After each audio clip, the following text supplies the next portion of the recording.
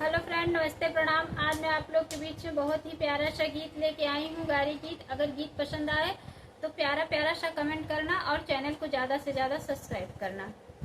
तोहरे बिरवा काया जबई कमाल बरईनी बीरा जोराऊ, तोहरे बिर काया जबई कमाल बरईनी बीरा जोराऊ।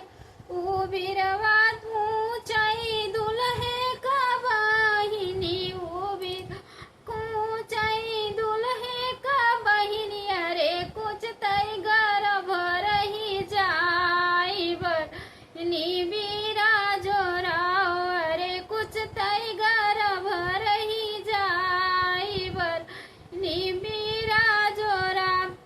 मुड़वारू माल धके रोवई हो दुल्हे रामा, मुड़वारू धके रोवई हो दुल्हे राम। अरे के हुई ही लड़का के बाप बरईनी बीरा जोर अवै, अरे के हुई ही लड़का के बाप बरईनी बीरा जोरावै। महवारू माल धके हंसई हो दू हंस हमारे भैया, अरे हम हो भाई लड़का का बाप बर बीरा जोरावै। तोहरे बिरवा काया जबई कमाल बर बीरा जोरावै।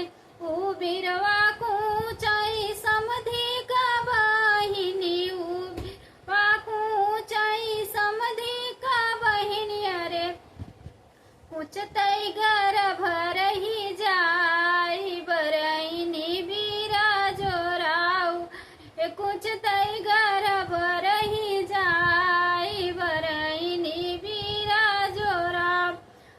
मुड़वारू माल धके रोवई हो दू समधी साले, मुड़वारू माल धके रोवई हो समधी के होई ही लड़का के बाप बुड़ईनी बीरा जोर अरे के होई ही लड़का के बाप बरनी बीरा जोरा। मोहवारू माल धके हंसई हो हमार पाय, रे हम हो बई लड़का के बाप बरनी बीरा जोरा। अरे मोहवारू धके हंसई हो कवने रामा, हम हो लड़का के बाप बरईनी बीरा जोरा। तोहरे बिरवा काया जबई कमाल बरईनी बीरा जोरा। ये बिरवा कूचे कुल बरतिहन का बहिनी, कुछ तय गर्भ रही जाई बरईनी बीरा जोरावर, कुछ तय गर्भ रही जाई बरनी बीरा लगाओ।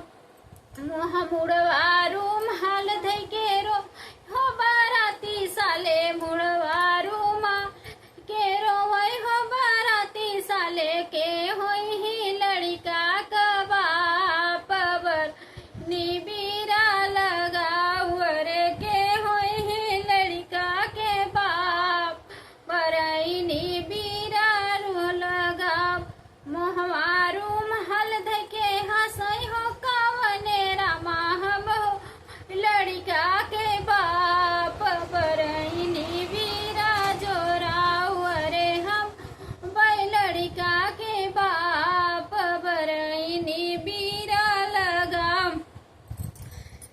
अरे तोहरे बिरवा काया जबई कमाल बरईनी बीरा लगा, तोहरे बिरवा काया जब कमाल बरईनी बीरा लगाओ। मुड़वारू माल धके रोवई हो अगुआ साले, मुड़वारू धके रोवई हो अगुआ साले के होई ही लड़का के बाप बरईनी बीरा लग।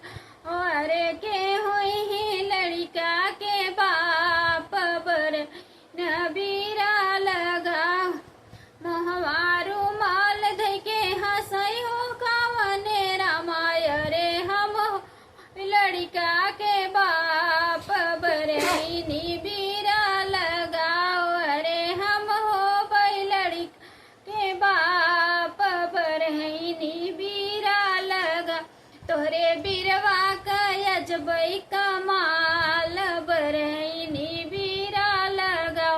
बहुत बहुत धन्यवाद। गीत पसंद आए गारी गीत तो ज्यादा से ज्यादा शेयर करना और चैनल को ज्यादा से ज्यादा सब्सक्राइब करना और प्यारा प्यारा सा कमेंट जरूर करना कि गारी गीत आप लोगों को कैसा लगा।